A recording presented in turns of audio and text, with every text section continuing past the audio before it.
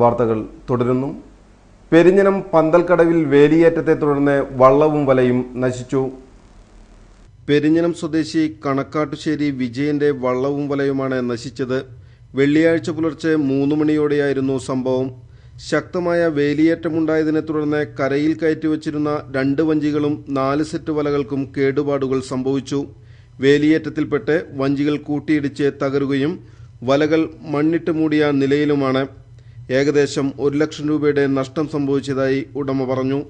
വലിയ ശരീരത്തിൽ വലിയ മനസ്സുമായി ജീവിച്ച മലയാളികളുടെ പ്രിയ നടൻ CL ബാലകൃഷ്ണൻ എന്ന ബാലേട്ടൻ യവനികയ്ക്കുള്ളിൽ മറഞ്ഞു. വ്യത്യസ്ത അഭിനയ രീതികൾ കൊണ്ടും നിലപാടുകളുടെ ഗരിമ കൊണ്ടും മലയാള സിനിമയിലും പൊതുസമൂഹത്തിലും നിറഞ്ഞുനിന്ന വ്യത്യസ്തനായിരുന്നു ബാലേട്ടൻ. വലിയ ശരീരത്തിന്റെ ചടുചലനങ്ങൾ പോലും മലയാളികളെ ചിരിപ്പിച്ചിരുന്ന ബാലകൃഷ്ണന്റെ അവസാന നാളുകൾ വേദന നിറഞ്ഞതായിരുന്നു. അർബുദ രോഗബാധിതനായ ബാലേട്ടൻ ചികിത്സയ്ക്ക് പണം കണ്ടെത്താൻ നന്നേ ബുദ്ധിമുട്ടി. 126 കിലോ ഭാരമുണ്ടായിരുന്ന ബാലകൃഷ്ണന്റെ ഭാരം രോഗബാധിതനായതിനെ തുടർന്ന് അനുദിനം കുറഞ്ഞു വരികയായിരുന്നു. പ്രമേഹം കൂടിയതിനെ തുടർന്ന് അടുത്ത കാലത്ത് അദ്ദേഹത്തിന്റെ ഇരുകാലുകളിലും ശസ്ത്രക്രിയകൾ നടത്തി. തിരുവനന്തപുരം മെഡിക്കൽ കോളേജിലായിരുന്നു ബാലകൃഷ്ണന്റെ അന്ത്യം. 1986 രാജീവ് അഞ്ചൽ സംവിധാനം ചെയ്ത അമ്മാനങ്കിളി എന്ന കുട്ടികളുടെ സിനിമയിലാണ് ആദ്യമായി അഭിനയിച്ചത്. ഡാ തടിയ, ഡോക്ടർ പശുപതി, വൃദ്ധന്മാരെ സൂക്ഷിക്കുക, പട്ടണപ്രവേശം, കൗതുക വാർത്തകൾ തുടങ്ങി 162 സിനിമകളിൽ അഭിനയിച്ചു. ചെറിയ ചെറിയ വേഷങ്ങൾ ആണെങ്കിൽ പോലും അത് മലയാളികൾക്ക് എന്നും ഓർത്തുവെക്കുവാനുള്ള കഥാപാത്രങ്ങളാക്കി മാറ്റിയായിരുന്നു ബാലകൃഷ്ണന്റെ പ്രതിഭ. തിരുവനന്തപുരം ജില്ലയിലെ പൗടിക്കോണത്തായിരുന്നു ബാലകൃഷ്ണന്റെ ജനനം.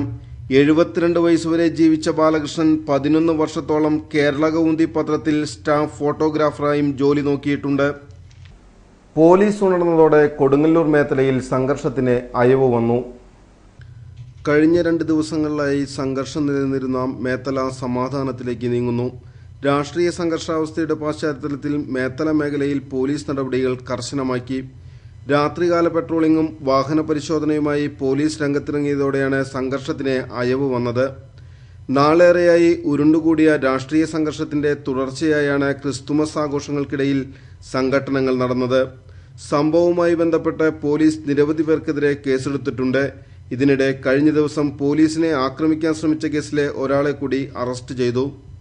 പെരിഞ്ഞനം വെസ്റ്റ് പണ്ടാരപ്പറമ്പിൽ ധർമ്മദൈവ ക്ഷേത്രത്തിലെ ഭാഗവത സപ്താഹത്തോടനുബന്ധിച്ച് രുക്മിണി സ്വയംവര ഘോഷയാത്ര നടന്നു.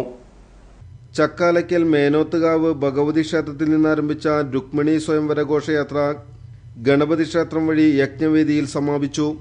തുടർന്ന് രുക്മിണി സ്വയംവരം, പുടവ പൂജ, സ്വയംവര സദ്യ എന്നിവ നടന്നു.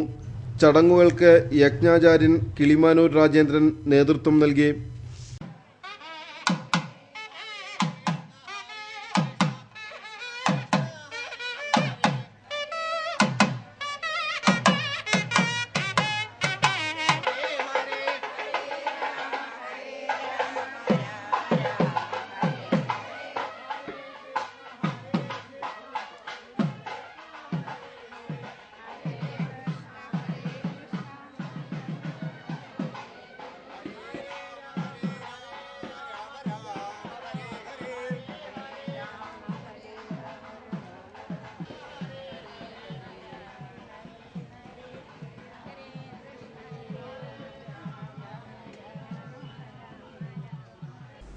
ഒരിടവേള കൂടി.